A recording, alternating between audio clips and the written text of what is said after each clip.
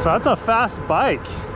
He's going over 30. We don't see many e-bikes that'll go that fast, especially the fat tire ones, and he's really cooking. Today we are reviewing this fat tire full suspension e-bike that's been designed to be solar powered. Yeah, we have the Mokwheel Obsidian, brand new full suspension e-bike, speeds up to 28 miles per hour. The box came to us shipped in pretty darn good condition. Really thick, rigid cardboard, so I can barely even bend that corner. Let's see what the bike looks like. Oh, wow, that thing is in there. It weighs 77 pounds, so I should be able to pull this out. Let's grab this thing out. This is really nice and organized. Nice organized label too. There is some really good organization in here. But it also makes me wonder how much assembly I'm gonna have to do with this bike. So it's a 54.6 volt charger with 3 amp output. This is a 48 volt, 19.6 amp hour battery. It's also Samsung and UL rated. But with a 3 amp output, this should take a little bit under 7 hours to charge from empty to full, about 6.5. So quite a few zip ties. Let's go ahead and start unboxing this.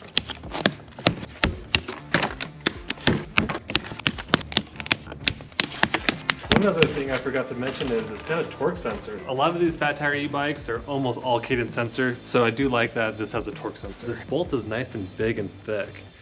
A lot of these come with smaller diameter bolts, and this is by far the biggest bolt that I've ever seen on a fat tire e-bike. So what do you think? Is the assembly going to be more, less, about the same as other comparable e-bikes? I think it's going to be about the same. I think they just provided us with a lot of extra bolts.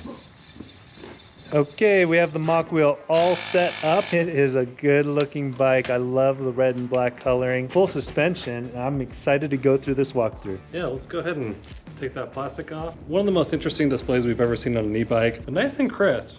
It's direct sunlight right now, extremely clear. You have hydraulic brake levers, the throttle's on the left, faux leather grips with this gel in them. It's a light button with the 2 LEDs. Doesn't look super bright, but a little bit brighter than some of the other bikes we ride. Right here is a horn. Oh, electric horn button. That is unique. And we have a Shimano thumb and trigger shifter on the right side, which is an 8-speed. Moving down the center, we have coil suspension with 130 millimeters of travel. You can adjust the preload on the right side and lock it out. Classic fenders. 26 by 4 inch Xiaoyang tires, 180 millimeter brake disc with 2 piston hydraulic brakes. Coming to the center, we have a bottom mounted battery, which is a 48 volt, 19.6 amp hour Samsung battery. It is UL rated. Having that UL certification is something that we really look for. It's not available on a lot of PEVs, but it's becoming more and more available, and it just means that the battery is certified against fires. It's just added protection and safety. There's a little lever action, which will drop out this bottom piece, and then just slides right out. So pretty big battery, 19.6 amp hours, slides into place. You have the charge port, and then next to the charge port, you have the inverter port. That's so that you can plug this into solar panels and charge your battery that way. But not only that, you can also use this as a power bank to power items inside your house if the power ever goes out, or if you're camping. There is a 4-point linkage system, 1 point, 2 points, 3 points, and 4 points, which is a high quality linkage system. It also has adjustable air suspension. Pretty sweet, but one thing it does not come with is it does not come with a suspension pump. There is a torque sensor, the Shimano Altus derailleur, 26 by 4 inch Xiaoyang tire, 180 millimeter brake disc with 2 piston hydraulic brakes, nice beefy kickstand, and a 1,000 watt motor. Let's check out the inverter and see what's in that box. This is actually the inverter, and those might be solar panels. This is pretty neat. So having this inverter is key. You're able to take the battery power, which is a direct current, and convert it to a usable alternating current, or AC current, so that you can plug in all sorts of different peripherals. And through this, you're able to harness the energy of the sun and power up your devices, including this battery. Whoa. Whoa. Whoa, there's more. It's even bigger. Pretty cool though that we're charging this up with solar power. We are going to let the sun, what's left of the sun for today, charge our e-bike. In the meanwhile, we're going to get some food so we can charge our bellies, and then we're going to go take this for a ride. Okay, this Mokwheel Obsidian, it is surprisingly fast. It's really powerful. I've been able to go 33 miles per hour, and very surprised because it's a torque sensor. A lot of torque sensors you're not able to apply enough pressure to get to high speeds, but this one does well. Got it to 33 miles per hour. Yeah, you're going fast. Yeah, this thing's cooking. So that's a fast bike.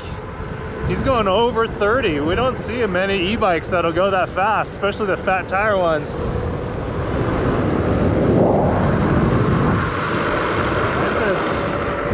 I had him going 35 there.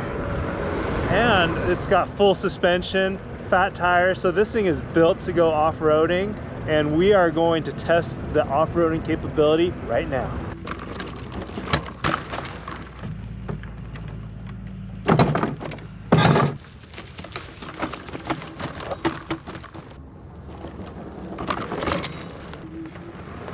For being fat tire e-bikes, a lot of them aren't very nimble, and I was able to climb those pretty easily. And I also love that the torque sensor has a perfect pressure, so it's not like a cadence sensor where I get this run off if I pedal too hard. This is just based exactly of how much pressure I put into the pedals.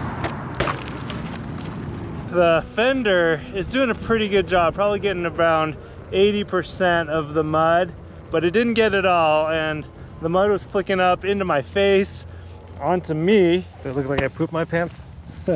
It's mainly up your back, yeah. But there was a lot of mud on the bike. I mean, it did a pretty good job. How'd it feel going off-road? I was really impressed with it. The D&M air suspension in the rear and the front suspension is really great. Normally, when a bike is straining or when you're pushing the motors, you can hear this buzz or this whir. This is really quiet. Yeah, just to give you a sense of how quiet this motor is.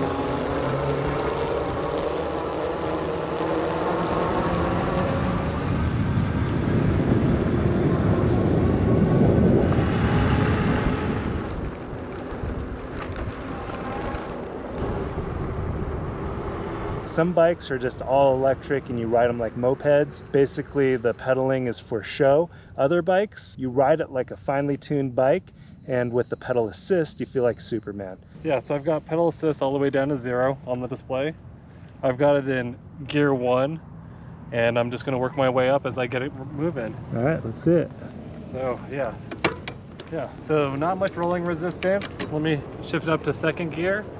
But yeah, I'm going 8 miles per hour pretty quickly without using any type of pedal assist.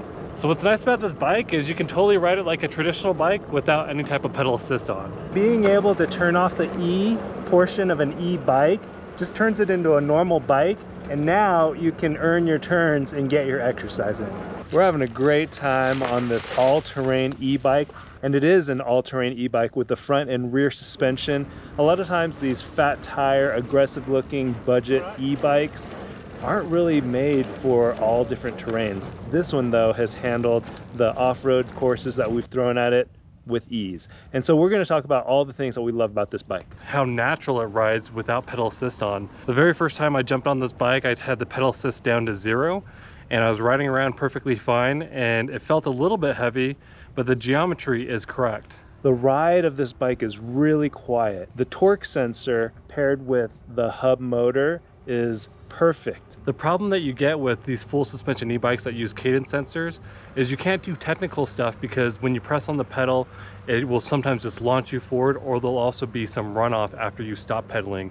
With this bike, as soon as you put pressure into it, it feels the motor kick in, but as soon as you stop putting pressure in, it stops. The overall look. I love how they've ground down the welds to make it nice and smooth. This is a good looking frame. Yeah, there's only a few chunky welds, and it's towards the rear.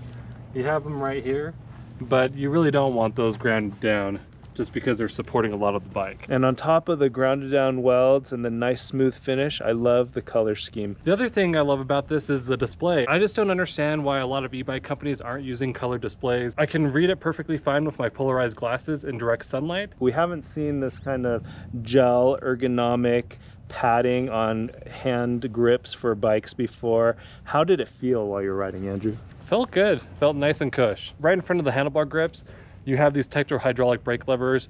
I prefer Tektro-hydraulic brakes over Zoom brakes, so I do like that they offer great stopping power. One of the biggest reasons why the ride feel feels great is because of the dual suspension. This has air suspension in the rear, which is D&M. A lot of these use like a coil suspension or just some weak hydraulic suspension. This one also has a really nice coil suspension in the front. The battery is fairly large as well. It's 48 volts, 19.6 amp hours. I like that they didn't skimp out, so you should have decent range. In addition, with range from this battery, you can also use this battery to power a lot of your electric devices if you get the inverter. And then if you add these solar panels on top of that, you're able to charge your battery and continue running your peripherals. And we're going to show you how that solar panel and inverter setup works. Combining that power from the battery with the 1,000-watt motor, I've been able to easily get this bike up to 33 miles per hour. A lot of torque sensor bikes cap you out at about 28 miles per hour, so I like that I'm able to put enough pressure into the pedals to go faster than 28. The rear light looks really sharp, it's bright, and it's rechargeable. It's got this flashing pattern that really catches your eye. I do like that they've chosen Xiaoyang as a manufacturer for their tires. Their tires are just a softer polymer, so they grip better on hard pavement. I love that there's quick disconnects for easy maintenance. The cable management's actually pretty nice too. Let's go find a place where we can set up the solar and show you how that works. Nice. That's some really good hill climbing ability. Doesn't take a lot of force and can climb pretty steep things with ease. And that's the power of the E portion of the e-bike. I actually have the solar panels on my back right now. Solar panel, inverter, both in my bag. Let's go find a place where we can get this bad boy charging so we can have more fun on this beautiful winter day. We've been ripping around pretty hard doing some off-road trails. Now we're going to show you how these solar panels set up. It's not super light. I'd say 20 pounds, 20 15, pounds? 20 pounds, All right. yeah.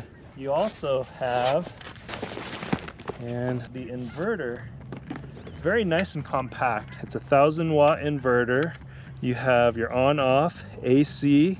You have all your different outputs. You have a DC input, couple outputs here, 120-volt outlets. Inside this pouch, it's the cable that you're going to need. The nice thing with this is so few cables. I like that everything is built in all in one. So I'm just going to open it up and keep it a little folded like an accordion. That'll keep it upright. If you wanted to angle it, you can pull these back.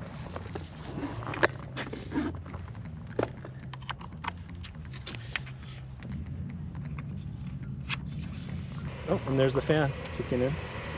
Yeah, so let's talk about the things that we don't like about this bike and this whole system. And we'll talk about the solar stuff last, because not everyone's going to be getting solar. And one of my gripes with this bike is the front wheel does not have quick release.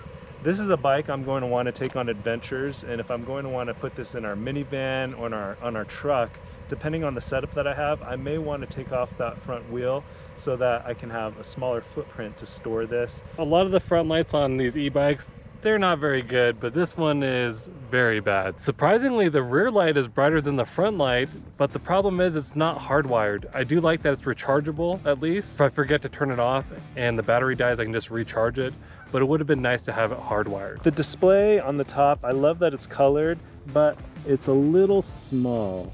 It looks bigger than it is because it has a thicker bezel, this frame around it. The display itself is quite small. The system that they have for the solar panels, I feel like it's very compact. It is, however, a little on the heavy side, and I do wish that it came with its own straps. I mean, like backpack straps. And then on top of that, the packaging for the inverter. The only place this inverter bag fit with the strap that was provided with it was right here, and it got in the way of my crotch area when I was going to pedal. It was really uncomfortable, and it's really only designed for their other e-bikes that have a smaller frame. So I'm sure they'll fix it in the future, but because this bike is so brand new, this strap does not currently fit this frame except for right here. The inverter is really nice, but I'm kind of a numbers nerd, and so it'd be really cool if it showed me the amount of energy being pulled in from the sun so that we can see how effective we are at drawing that energy. Those are the things that we don't like about this bike. We're gonna finish up charging, relax. Once we've got a full charge, we're gonna keep riding and tell you guys who we think should get the Mokwheel. Even if you're not going on really rough terrain or just simple terrain like this gravel here, the fat tire really does give you stability. We take some of these normal bikes or skinny tire bikes on the same trail and it gets really squirrely. Yeah. But on this, you feel more steady. Yeah, it feels great. I feel I get washed out a lot of times on this trail, but not on this bike at all. We've shown you the Mokwheel Obsidian on different terrains, and it has performed incredibly well. Andrew, who do you think should get this bike? This is an excellent choice for people looking for a full suspension fat tire e-bike that's capable of handling all sorts of different types of terrain and performs excellent. If you guys have any other questions, check out our full written review at freshlycharged.com. Thanks for watching, and when you guys ride, wear your safety gear.